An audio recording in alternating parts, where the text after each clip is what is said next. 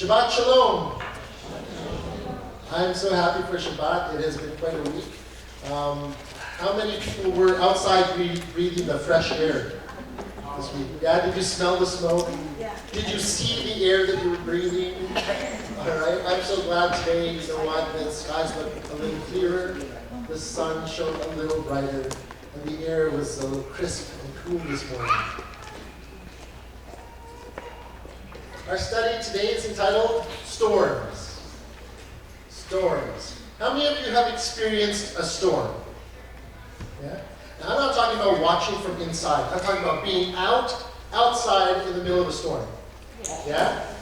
All right. Yeah. I remember one time we were in the Philippines, and we were over there, and we were up in our hotel, and we heard that there was a storm coming, like tsunami-type storms. And we were a little more inland, and I looked out my window, and we saw all these people scattering like ants because they were all going to the store to buy water, right? All going to the store to buy water. And we're up there in our hotel thinking, this is great, but we'll have no water, you know? And you start to kind of worry, panic a little bit. Oh no, you know, we're thinking, oh, the storm's not going to get us. We're all the way up here. You know, like anything can happen. So what are the different types of storms that we hear about, mostly on the news, right? You'll hear about hurricanes and tornadoes, typhoons, tsunamis, right? Blizzards. If you've been in Canada long enough, you would have probably experienced some of these blizzards. Sandstorms. There's hailstorms, freak hailstorms that happen in the middle of spring. All right, you just start to see golf-sized balls of hail falling from the sky on a beautiful sunny day, and it comes kind of unexpectedly. Ice storms, we had a bad one a while ago, derechoes. These are like straight-line windstorms that just kind of span over a place and clear everything in its path.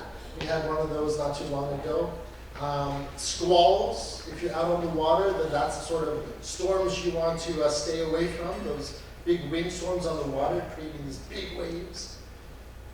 Lots of different types of storms. I love storms. Not these bad. I love our Canadian storms because they're not too bad. You get a little bit of a thunderstorm. I love hearing that magnificent sound ring through the air, and you see the light flash, and then you wait for the that big thundering roar that comes after. And I can't wait for the rain to start coming in all different directions. It looks really fun, and I love being outside when it's raining like that and the wind's blowing and you just get soaked. I love those times. Do you remember back in 2013? Yeah, November 8 to 11, there was a big storm brewing over the waters, approaching a lot of the eastern side of Asia, and the Philippines took the hardest hit. If you remember, Typhoon Haiyan in the Philippines is called Yolanda. Yolanda. Anybody know a Yolanda? Yeah? Yeah. This particular typhoon, it ranked the first costliest typhoon in all Philippine history, all right, at 95.5 billion pesos, okay? It was ranked the second deadliest, only after a typhoon in 1881, where they lost 20,000 people. This one, there were confirmed more than 6,300 fatalities. And there were another 1,061 that were missing. All right, in Leyte, there was a recorded rainfall within less than a 12-hour period where they got 11.1 inches of rainfall in less than 12 hours. And they measured waves there at 16 to 20 feet. 16 to 20 feet waves. And the Tacloban airport, I remember watching that on the news where it was destroyed. You still see the water come in, and it just keeps rising and rising very quickly. And it reached up to the second floor of the airport, and you see everything just floating around. It was devastated. The airport was just destroyed.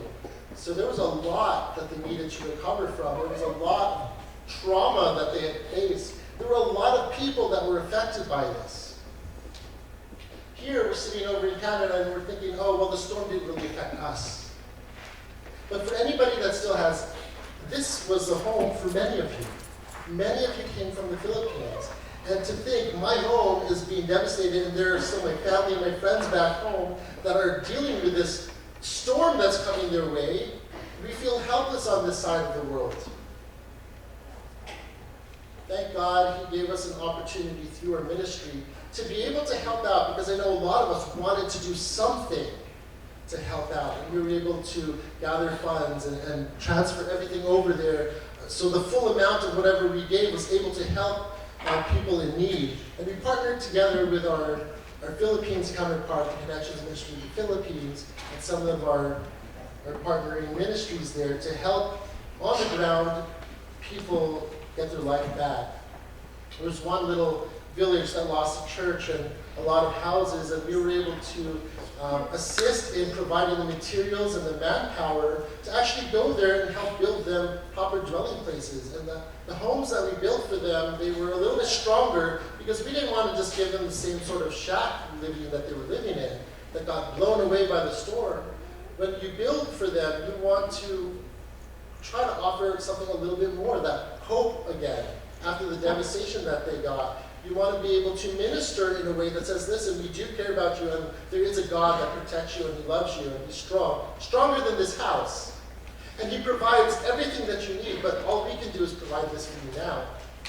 All right? So we do our best to try and help wherever we can. Uncle Manny there, standing there with his beautiful Connections Philippines t-shirt, and him and my dad were able to go out and visit with the people in with Richard.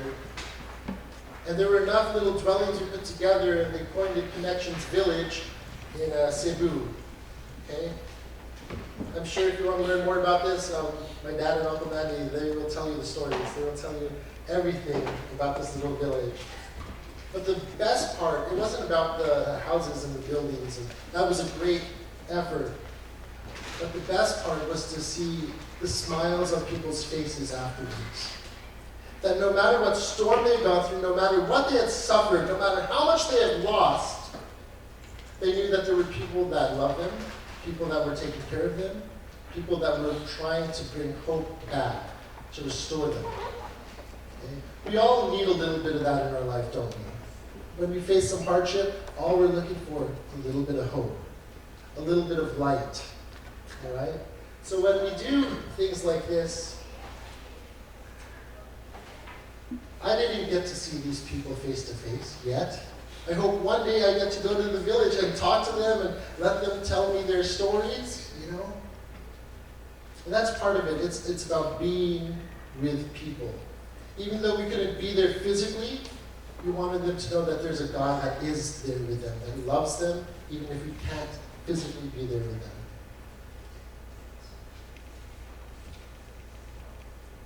Rogers and Hammerstein, all right? There's this beautiful song, when you walk through a storm, hold your head up high, and don't be afraid of the dark. At the end of the storm is a golden sky, and it's sweet silver song memoir. It's somewhat much better than I'm singing right now.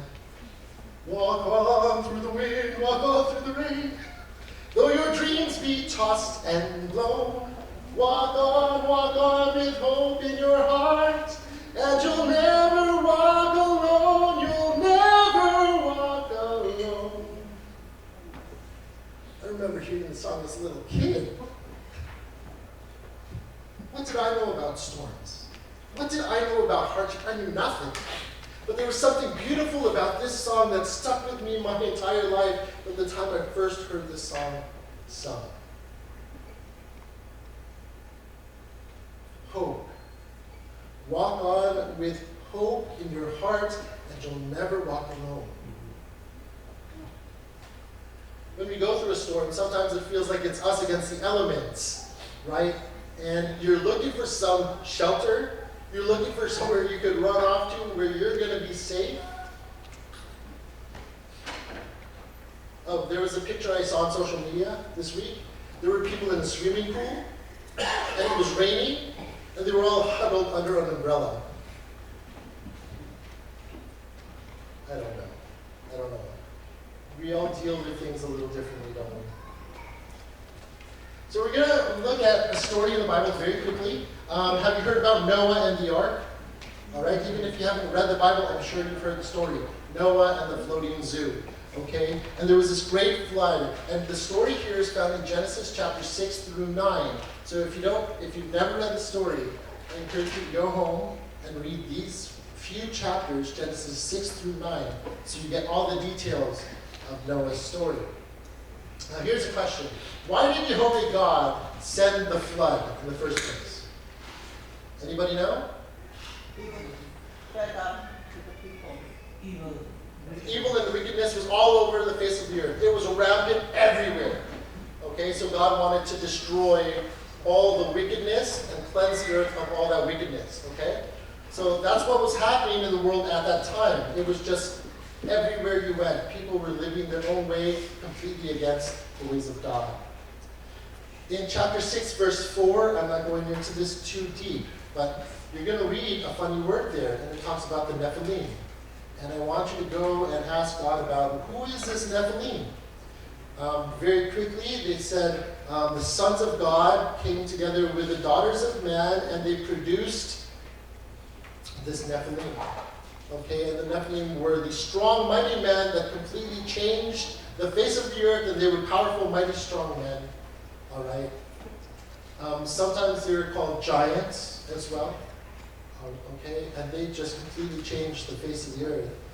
Now, these guys were the guys in power, ruling the world pretty much at that time, and influencing everybody around them to do the same thing, because people were afraid of the Nephilim. You either do it their way, or you're done. Okay? Sounds familiar. Let's hang on to that. So that was the sort of power of the Nephilim. God wanted to get rid of it. Now, the details here about the great flood. How did the flood just cover the whole world? Were there enough clouds in the sky that all of a sudden everything starts falling? No. In chapter 7, verse 11, it says that the fountains, all the fountains of the great deep, okay, were broken up, and the windows of the sky were opened. Now, if you were here for our creation study, you remember we talked about this rakia, a dome, a canvas that covered over the earth. And this separated the waters above from the waters below. And so these waters above, when it said that the skies were open, the windows of the sky, the firmament, the rakia were open, then the water started to pour down, bringing a great swelling to the earth very quickly. And all the waters from under the ground, from the great deep, okay, waters beneath the waters, sprung up. And that's why you got water from underneath, water from above, water coming everywhere. All right? And it rained 40 days and 40 nights, and the waters covered the face of the earth. In chapter 8, verse 1, it says that God remembered Noah, every living thing, and all the livestock in the ark. So what did God do? He caused a wind. A wind. The Hebrew word for wind is ruach. Everybody say ruach. Ruach. Okay? And ruach, it means breath or wind or spirit. Okay? So he caused this ruach to pass over the earth, and the water began to go down. The first place that we hear this word ruach was in the beginning of Genesis chapter 1, where the ruach hovered over the waters before creation. Okay? And the same thing happens over here. The ruach comes, hovers over the water. So we kind of get this picture of a recreation, a renewal of the earth, just like what happened at the beginning. In chapter 9, verse 1, God does the same thing that he did with Adam and Eve. He blesses Noah and his sons, and he tells them, be fruitful, multiply, and fill the earth. Now this was a blessing. It wasn't a command. It's a blessing that they got to take part of because they were still alive to enjoy the benefits of what God had blessed them with, and this is how God wants to bless them. Be fruitful, multiply, and fill the earth. A beautiful blessing. It's one that me and my wife take very seriously, okay? Because we know that God is the giver of all good things. Keshet. Keshet. Keshet is the word for rainbow, the Hebrew word for rainbow. But this word, keshet, it actually just means bow, like a bow and arrow. So the hunter's bow, that's what a keshet is. It's used to refer to bowsmen and archers. Okay? So have you seen those big bow and arrow? And you see that arc of the bow? And it bends a certain way? Okay? In 9 verse 13, Jehovah said, I set my bow in the cloud, my keshet, in the cloud, and it shall be a sign of a covenant between me and the earth. Okay, this beautiful rainbow in the sky, but he said, this is my bow. This is my bow and arrow. But there's no arrow in his bow. What did he do? He said, I set my rainbow. I set my bow in the clouds. And what way does the rainbow arc? When you look up at it, where is it pointing? Is it pointing up or down? At the top of the arc of the rainbow, which direction is it pointing? It's pointing up. It's not directed downward to us. The bow bends in the direction of where the arrow is supposed to shoot. Okay, the target that you're going to hit. And God sets his bow down, and he says, I am not at war with you. I do not want to destroy anything on this earth, and I'm not against you. I have cleansed, my war here is done with the evil Nephilim. My war here for now is done. I will not destroy the rest of the earth. He points the arrow upward toward him. And if you notice from this point on, we have all been going to God with our complaints. We have all been hurting him with our sin. We have all been doing everything and shooting arrows up at God. And do you know where those arrows land? They all landed on Yeshua, the Lamb that was slain before the foundation of the earth. And he absorbs all that pain, the target of everything that we complain about, all of that, it's up there. He sets his bow in the cloud. There's this song that my kids sing. They learned it from one of these kids shows on TV. If you want a rainbow, you need 3 things to make it. Raindrops, sunlight, and refraction. It's a very catchy song. And if you hear it, you're going to keep singing it. But it's something beautiful about this rainbow in the sky. He puts it in the clouds. And the clouds are what? That's where all the raindrops are. It's a storm contained within itself, just up there in the clouds, right?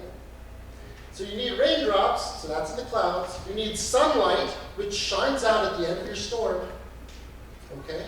And the light shines through the clouds, and then there's something called refraction that happens. Something has to pass through a medium, and then it's translated outward, and it's received in a different way. Question for you. Can you touch the rainbow? No. Is the rainbow fixed in the sky? No. It's not a tangible thing. You can't touch it, but you can see it. Right? Now, here's the thing. Is God real? Yes. Can you touch him? No. But do you see him? Yes. Is that a trick question? I see him. I see him at work. Right? I see him in a way because he reveals himself. Do I see him physically I can't touch him. Can you touch the rainbow? No, you can see the rainbow. You try to go chase after that rainbow. By the time you get to it, where did it go? Okay. Refraction. So it's coming from this invisible realm, passing through the storms, the clouds, and his light is a source that shines through those clouds, and then we on this end, we receive an image, and we get to see what was behind that storm. And on the other side of this storm, we get to see it. it comes down to our physical realm. We get to see it. It's a revelation of God. And he puts his bow in the sky. Okay, so that was one fun story. Through the storms. Through the storms. How many of you are going through a storm right now? I'm not talking about a physical thing with rain and stuff. Are you going through a storm? You don't even have to put your hand up. You can put your hand up in your heart and say, that's me, that's me. We're all going through something at some point in our life. We're all going to go through something. My question is, how are you being in the midst of your storm? Are you freaking out? Are you anxious? Are you worried? Are you depressed? Are you doubtful? Are you uncertain of what to do next? What's happening in the storm that you're facing?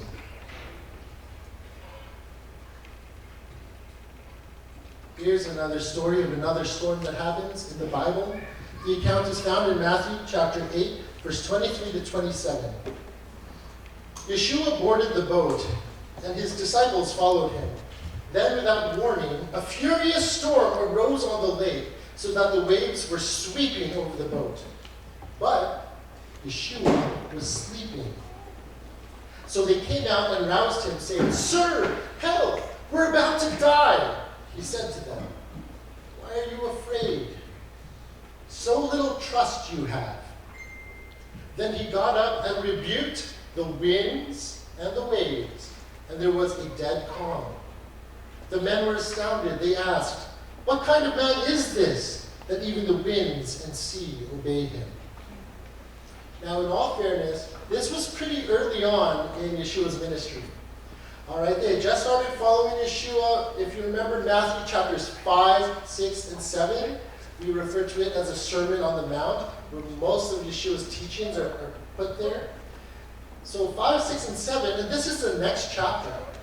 Okay, and this is happening in chronological order. After 5, 6, 7, he started to cast out, for people that were sick, people overcome by demons. He started to cast those out of people and heal people after he was teaching. And then he said, you know what, let's get on the boat.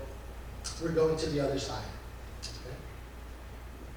How do you know he said that? Mark chapter 4, verse 35 to 41. It tells the same story with a little bit more detail. It's a little bit more theatrically engaged. It said, "We know that it took time in the evening after a long day of healing and preaching." And I love this because we get a picture of Yeshua saying, we need some respite. All right? His humanity, he was human as well. Okay? He said, let's cross to the other side of the lake. So they got in the boat. When they got in the boat, Yeshua already told them where they're going. Where are they going? To the other side of the lake. Sometimes when we're in the midst of the storm, we don't know what to do, and we don't even know where we're headed. But Yeshua, he always starts with, this is where we are, but this is where we're going. This is where I find you, but this is where I'm taking you. He won't tell us everything that's going to happen along the way, but there is an end point. Okay? So Yeshua says, let's cross to the other side of the lake. We see Yeshua asleep on a cushion in the stern. That's in the back of the boat. Okay? And you see, have you ever stopped to picture him sleeping? Like we talk about Yeshua healing people, spitting in soil and rubbing it on people's eyes. We see him flipping tables. We see him doing all this stuff. But have you ever stopped to see him sleeping? And even in the midst of a storm, they wake him up. Sir, come on, wake up, wake up. Rabbi, doesn't it matter to you that we're about to be killed? And it says what he did, he rebuked the wind and the waves. He said, quiet, be still. That's how he rebuked it. Literally, those words are, be silent, be muzzled. That's a different sort of authority. When I hear him say those words, after waking up to a storm and everything's going crazy, I tell you, many days as a parent of 6 children, I wake up and I'm waking up to a lot of chaos. Okay? And I get up and I'm like, quiet! It's too much! Stop, freeze! Right where you are, just quiet! Do they listen to me? No. I'm waking So I'm freaking out. I'm just trying to gain control of the situation. I'm trying to be the one that settles everything. It's different when I wake up and there's chaos around me, and I say a quick prayer. I'm like, Lord, help me, because I know I'm going to lose it on my kids. I will not be loving. I won't be patient, not going to be kind. And I wake up, I'm like, Lord, I need your help. I can't do this today. And he says, Tim, get up. And I get up and I go to the kids and I'm like, hey kids. And they're just being loud, enjoying themselves, having fun. And it is chaos. It's a beautiful chaos. And when they see me and I'm coming to them and I just want to, hey buddy, hey, I want to give them a hug. I want to embrace it. They come running to me and jump on me, Daddy, Daddy. Such a different thing. I prayed and asked God, I need peace. I need your peace before I engage my children. I can't do this, but you can. We could do that in any situation. It sounds so simple. Yeshua gets up and he rebukes the wind and the waves. He said, be silent, be muzzled. Who was he talking to? The disciples? No. He was talking to the wind and the waves. Can you see the wind? No. But you can see the waves. The wind, as I said, the Hebrew word ruach, is also spirit and breath. The spirits and the winds move the water, they influence the water to behave in such a way that it creates this chaos. And he rebukes the invisible wind, and he also rebukes what he can see. When I discipline my children, I know there's probably something behind the behavior. All right? My kid's acting up, they're being whatever. I've been told that it's probably poor nourishment. They're not eating properly, and they're hungry and they act out because their bodies are whatever. I can't see what's happening inside their body. It's this unknown factor that's influencing them to behave a certain way. If you're angry, have you ever been hangry? Anybody know hangry? It's a word, it's in the dictionary. It's when you're so hungry that you become angry. Hangry. Okay? And all you need sometimes is that Oh Henry bar. Oh Henry, oh hungry, oh Henry. You know? So when my kids are acting up, before I try to discipline them, I'm like, buddy, let's eat something. You need a banana, you need an apple. Let's eat first. And we sit down and we eat together. Okay? That's kind of my way of rebuking the silent influence behind the behavior. Okay? Yeshua then turns to his disciples and said, why are you afraid? Have you no trust even now?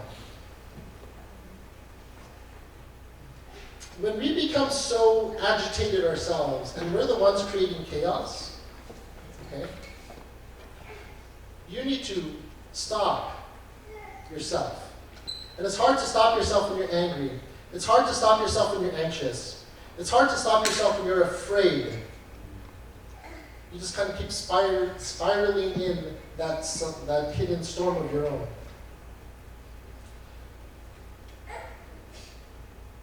Instead of an apple or a banana, Yeshua says, where's your trust? Where's your trust? Where's your faith? What are you believing in?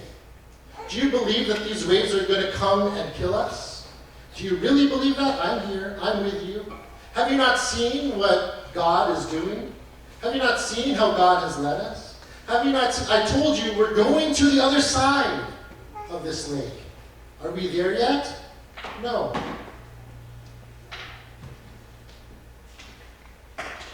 Then why do we have to go through the storm?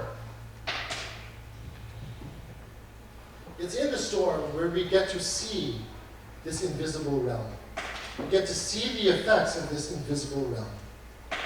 If you've ever gotten into a stupid fight with your partner, a stupid fight with a friend of yours that you're close to, and you don't realize that there's something working behind that person that's influencing them, And when you respond to them in an ill, negative sort of way, you know you love this person, but you treat them like garbage. You know you think you love this person, but the way you're treating them is not loving, it's not respectful. There's something that's influencing you, okay? There's a power that's influencing you that you can't see. And in those moments, we need to not try to control the other person. We need to submit ourselves to God, get ourselves under control. Remember the fruit of the Spirit? Love, joy, peace, patience, kindness, goodness, faithfulness, gentleness, and self-control. Self-control is from the Spirit. We cannot control ourselves. If we can't control ourselves without God, we can't control ourselves. What makes you think you're going to control other people?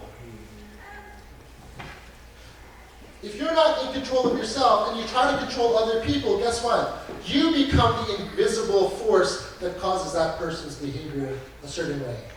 Okay?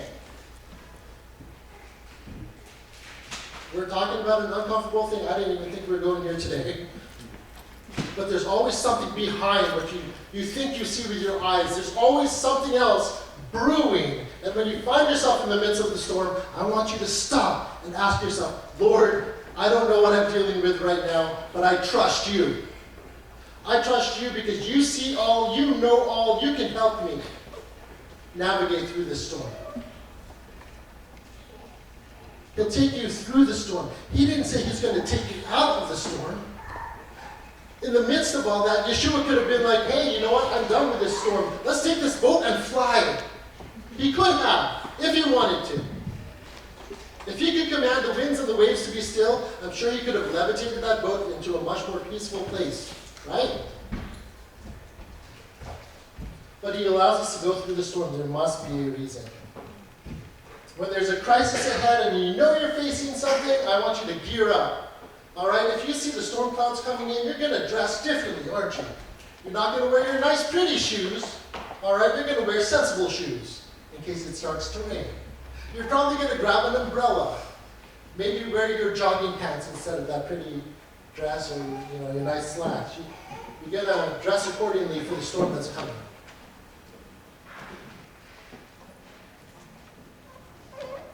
When you find yourself in the midst of the storm, you might find yourself asking this question. Why?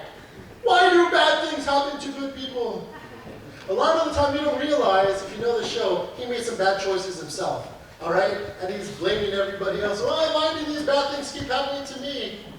All right? And in the midst of a storm. Why does God allow us to go through this? Storms of life. When we go through them, I want to ask you a question. Do you feel like a victim? Do you feel like you're being overcome by the situation and that it has power and control over you? When your spouse says to you, oh, you know what, I really hate you right now.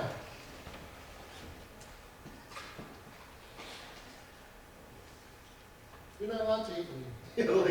What do? You hate me. You hate me. Why do you hate me? What did I do? What did I do? I become a victim, right? And when I become a victim, I'm like, wait, you know what? No, you might not be happy with me, but there's a lot that I'm not happy about with you.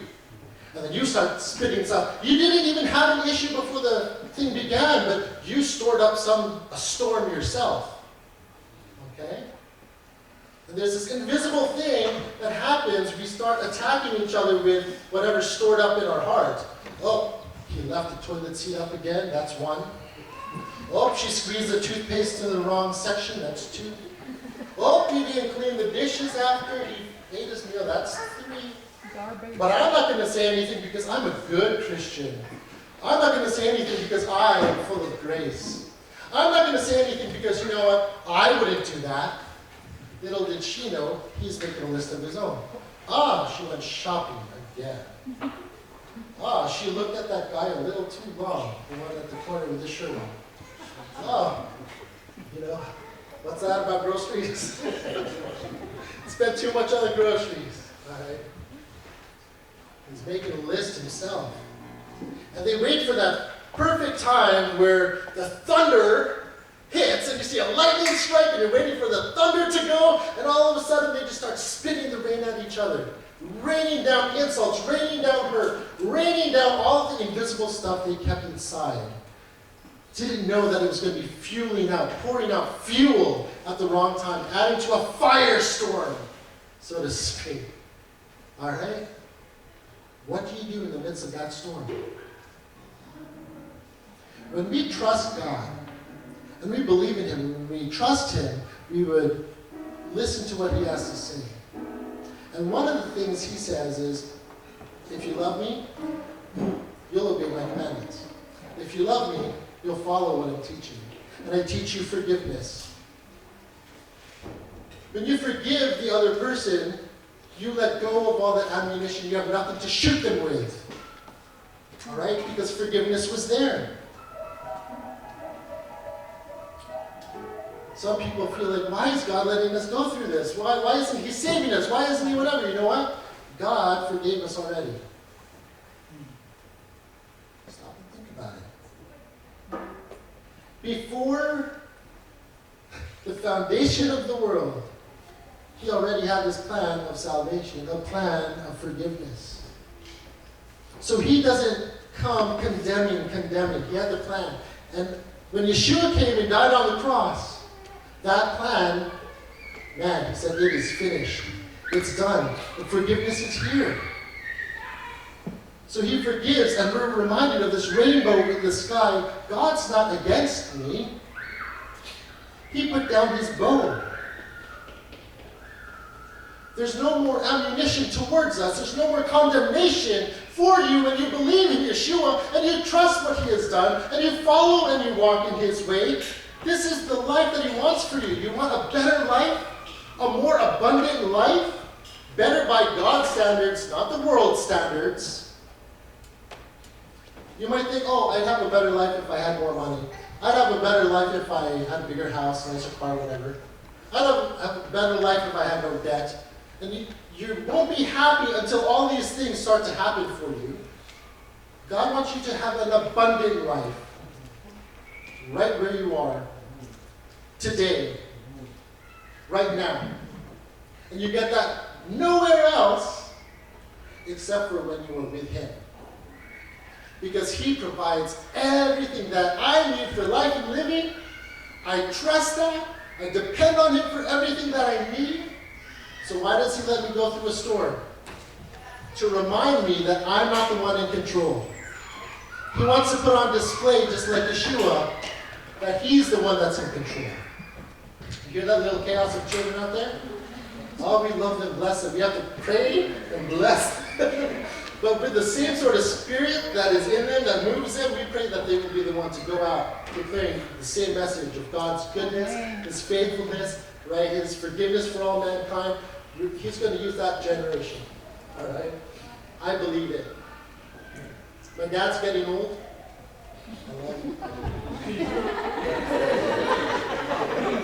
He's in better health than I am, but my dad's getting old. All right? And I'm feeling old. I'm getting there, and I see my boys, and they're growing up very quickly. They're getting there, and time is flying by. And you start to get the sense that I used to feel like, oh no, it's up to me. I have to do something for God. I need to do this, whatever it is, right? And God's like, Tim, you don't know. You just do what I'm telling you to do. You don't have to do all these other things for me. All right? So I rely on God's Ruach, His Spirit, to lead me and guide me all the steps of the way. When I get in a fight with my wife, okay, Tim, hold your tongue right now. Let's just submit ourselves to God first, and then we'll continue. Okay? Let's stop right now because we're not giving the devil an inch in this place right now. Okay? We're only going to let God's Spirit come and heal this. Okay? So we have to stop, we have to submit ourselves, and then we follow where God leads us. That's it. That's it. And God said, Tim, you don't have, it's not all up to you. You don't even have to do anything. Just walk with me, God says. It's like a vacation almost. All right? But you want to enjoy the vacation with God. Not on your own. You don't go somewhere and then you go separate places. All right? That's not with each other. You're just somewhere. Depend on me, stick with me. Hold on, I'm going a little bit off. Talk a little bit about that victim mentality. Don't be a victim of your circumstances that you find yourself in.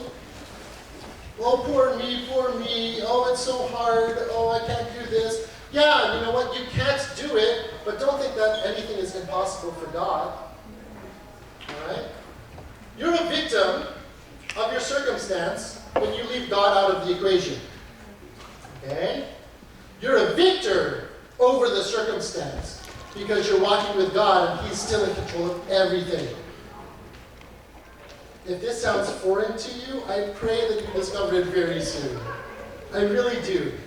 But be prepared, because if I'm praying that, and I see your face and I'm praying for you, and I know that God wants to reach your heart too, be prepared to face some storms. Be prepared for some trouble to come your way. Because that's where we learn to trust Him. When it gets hard, that's where we realize there's nothing I can do to help myself. I need to completely and fully rely on God.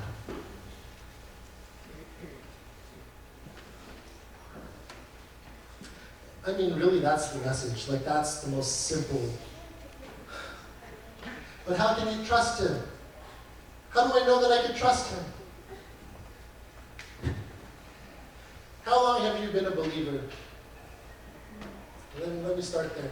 How long have you known about God? How long has it been since you accepted Yeshua as your Lord and Savior? How long has it been that you've been on this path trying to be a good Christian? None of us are perfect. We are all imperfect people. None of us is worthy.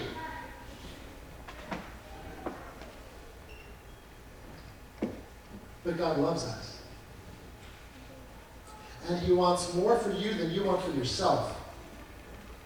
So when you pray, don't say, God, this is what I want. Give this to me, give this to me, give this to me. And people say, you have to be specific about your prayer or you're not going to get it. I'm like, that's garbage. No.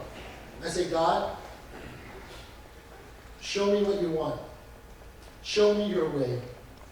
Tell me what it is that, let me receive whatever it is you're giving, because that's the only good thing.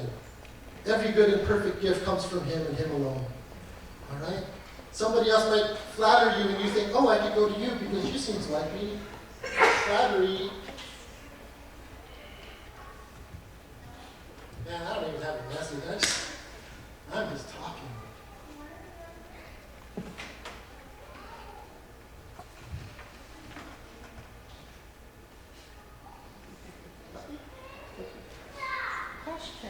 Question. So I want to trust God in a situation, but how do I know if I'm trusting Him on that situation or not?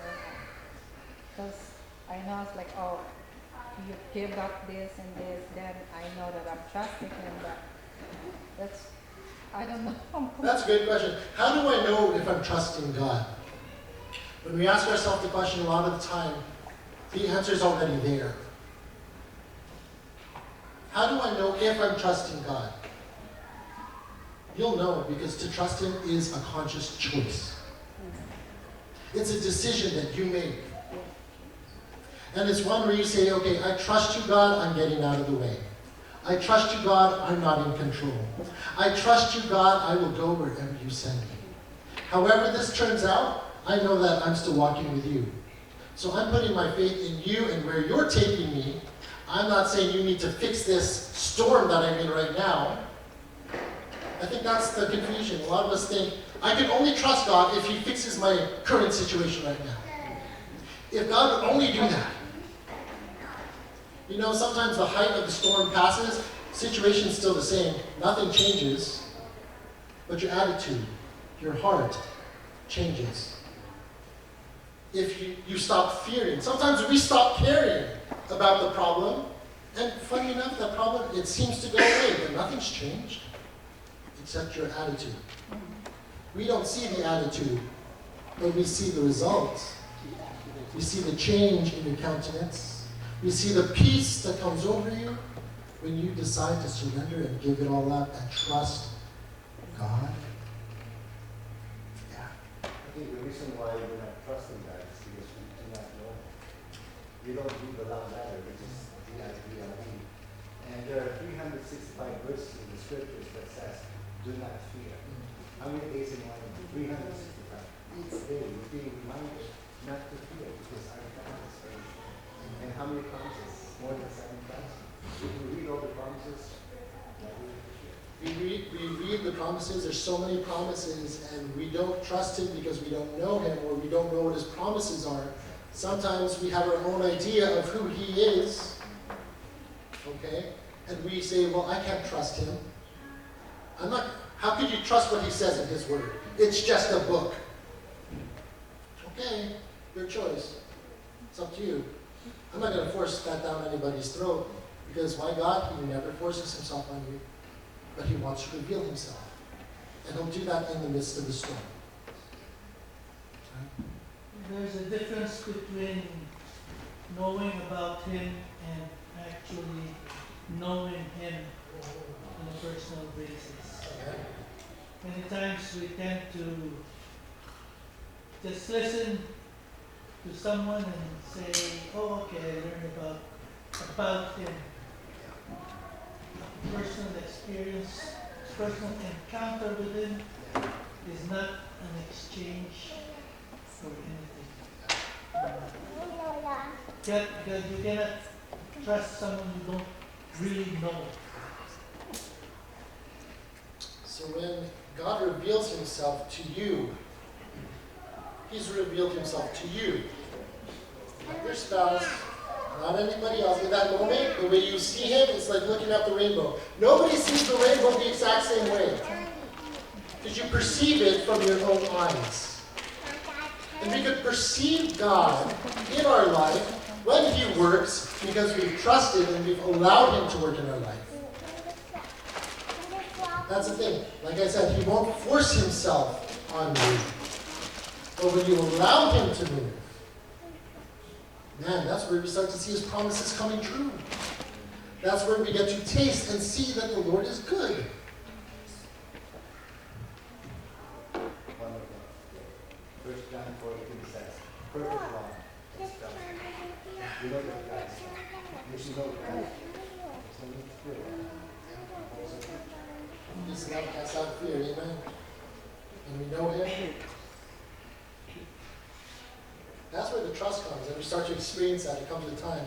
You know, my wife, she's known me since we were like little children. We went to kindergarten together. She's seen me through the ages. When we got married, she said, you know why I think I have difficulty trusting you?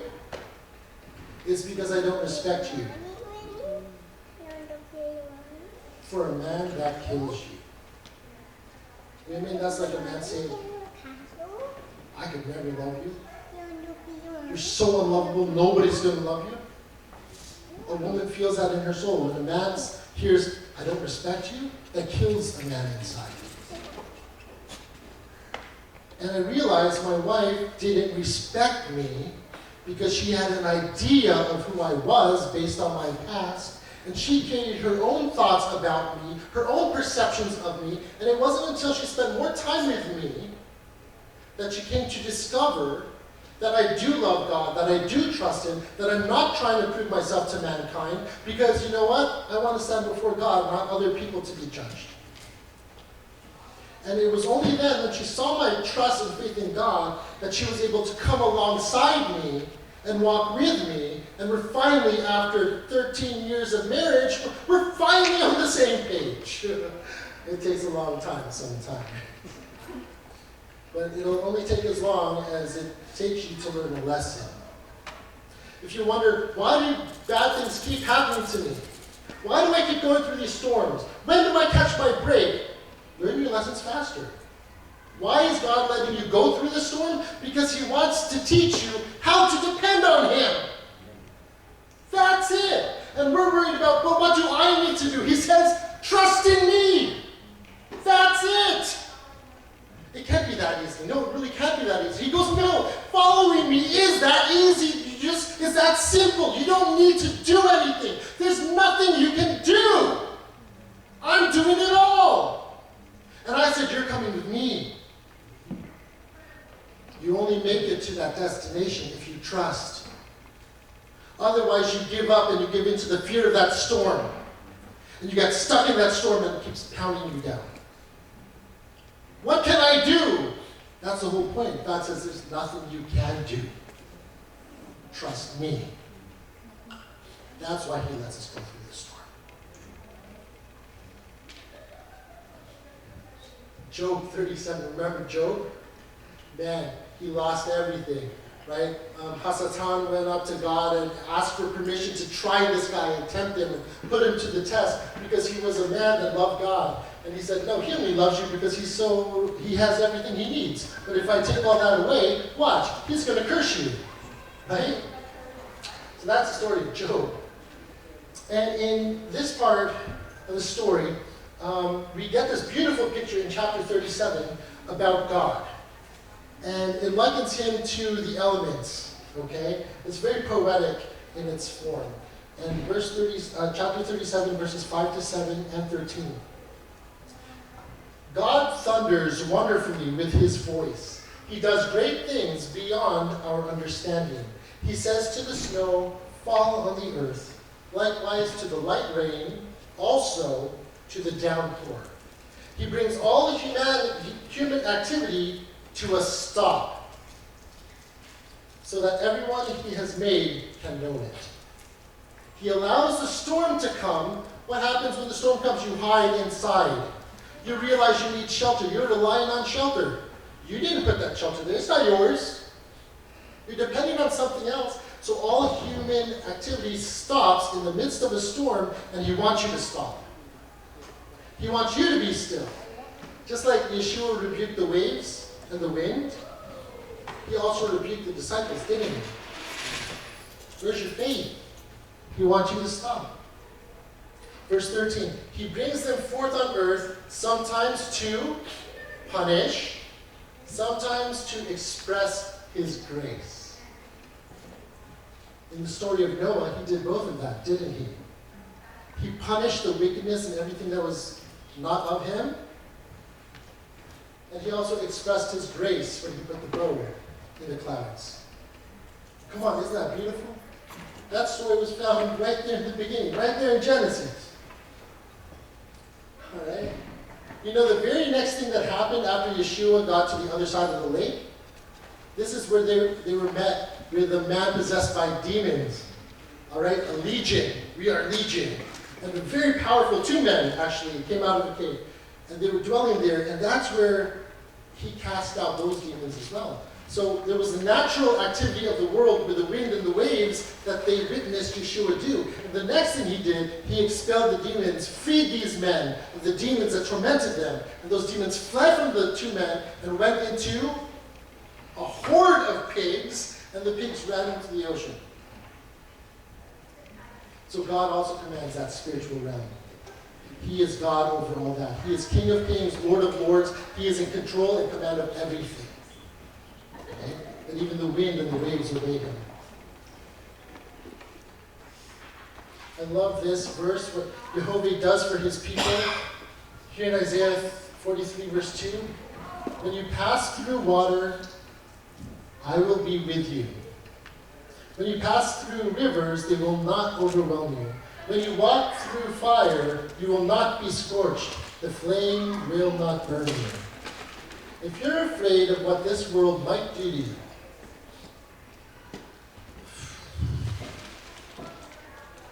everything in this world is going to pass away. Everything in this world is temporary. All right? And God says, I'm bringing you through the storm of this world, but where I am, that's where you're headed. All this is going to pass away. Do you trust that? So hold things loosely in this life, the tangible things of this world. Hold it loosely. Don't make idols out of them. Serve God and only God. Don't serve other things. Don't serve your own self-interest. Okay?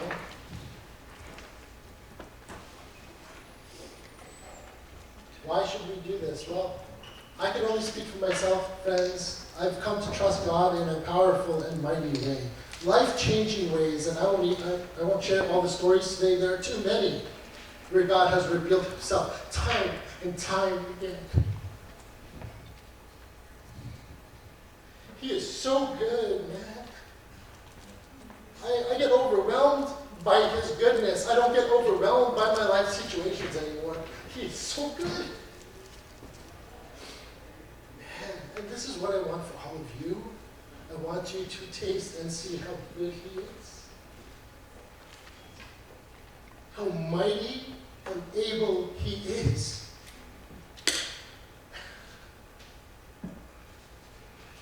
For I am Jehovah your God, who takes hold of your right hand and says to you, do not fear. I will help you.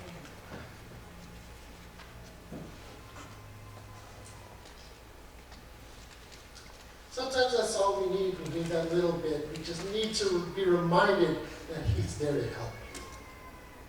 Right? You're not alone. You know, I have a son who doesn't speak. He's nonverbal. He has a lot of difficulty expressing himself. And there are times where I catch him in the midst of his own storm. And I know I can't. Once that storm starts going, it's hard to contain it. You know, and I admit, my first instinct is not to pray. My instinct is get in there, try and make sure he's safe, make sure he's fine, try to calm him down, keep him away from other people so he has space to breathe. And I get involved, and I forget to pray. And in the midst of it, I'm like, it's okay, buddy, I'm here with you, I'm here with you. And for a little while, he softens up. He's like, yeah, you're here, but it's not enough. I see him go back and scream and cry, and it's like, yeah, you're here. He looks at me. And in the moment, he's so overwhelmed by his situation, he can't continue on. It's not until I remind him, you know, I stop. I stop saying, I'm here, right? I'm like, okay, Jehovah God, we need you. Yeshua, you're here with us. I remind him, Yeshua loves you. Yeshua is here with us. God's sending his angels to surround us right now. He's keeping us safe. It's okay. And he looks at me like he actually understands. Something in him is clicking. I don't know if he understands. He can't express it. But something changes in his countenance. Something changes in the moment. And what changed for me, I can only speak for myself, is that I remembered to trust God. That's the only thing that changed for me in that moment. So I stopped grasping for straws. I stopped trying to fix everything. I'm just like, you know what, God? Show me what I need to do. Show me how to help my son. You know his heart. You see him. He's your child. Help me do a better job taking care of your child. I have to hold him loosely. Although God allowed him to be planted in our family, I still have to hold my child loosely because he's not mine. He's his. So we trust him for everything that we need. Okay? So, I cast all my cares upon you. I lay all of my burdens down at your feet. And anytime I don't know what to do, I will cast all my cares upon you. 1 Peter 5:7. Throw all your anxieties upon him because he cares about you. He does. He does care about you. He loves you and he wants to help you. Philippians chapter 4, verse 6-7, a life verse for a lot of us. I love this. Don't worry about anything. On the contrary, make your requests known to God by prayer and petition with thanksgiving. You can only be thankful for what you're aware of what you have. You can only be thankful knowing that it's coming from outside of you. It's not of you. You've received something from God, so you can be thankful. Then God's shalom, passing all understanding, will keep your hearts and minds safe in union with Messiah Yeshua. The next verse. Verse 8. Finally, brothers, whatever is true, noble, right, pure, lovely, admirable, if anything is excellent or praiseworthy, think about such things. In the midst of the storm, what are you setting your mind on? In the midst of the storm, what do you set your mind on? When we think on these things, it directs us back to where God is, where He's operating from. He operates from the platform of peace. How do we know this? Because in the book of Revelation, His throne is surrounded by a rainbow. His throne where He is seated is surrounded by a rainbow. We have peace with God. He's not at war with us, and He just wants to teach us to depend on Him.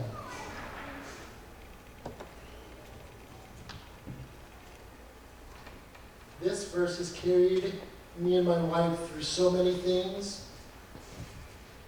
A person whose desire rests on you, you preserve in perfect peace, because he trusts in you.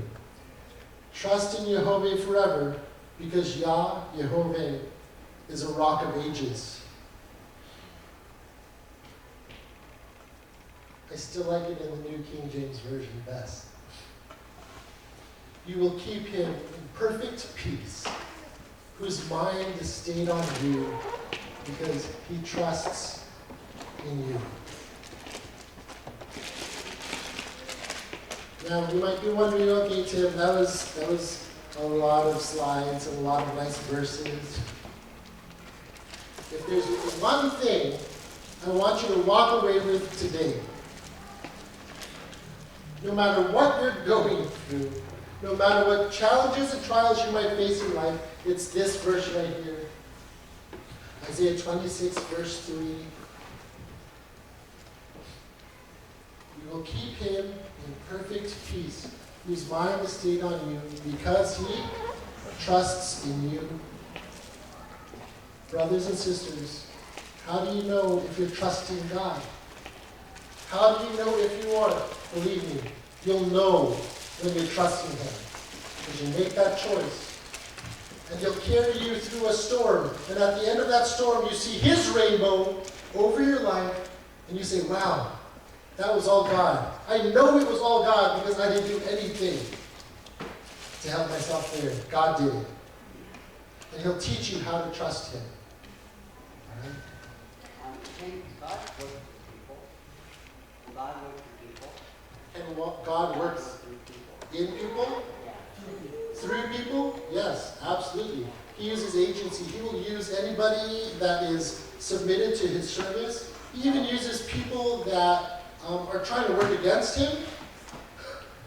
Right? God can take anything that was meant for evil and use it for good. Yes. Right? So we don't have to be afraid. He works all things out. Right? You have something? He works through Justin, right? He works through Justin in many ways. Because in our Bible study group, sometimes students memorize verses that I was surprised. Yeah. Yeah. Also, a lot of encouragement that Justin has given me personally. You know, God has worked through you in a powerful way in my life, brother. And I pray God blessing over you. All right? Yes, brother. Just with the studying and learning teachings that we've had through you and some stuff I've been seeing on my own, a big word that just keeps coming back, even with this here, is obedience, right? Because it's like, for me, like, it just, I don't know, it came to me, this message that, like, a true sign of trust is obedience, right? Because, like, if you trust someone, if you don't trust them, like, that's Eve's first sin, was not trusting God. God said, you know, I'm everything that you need, and then she was deceived, and maybe He's not, maybe I need this knowledge of good and evil.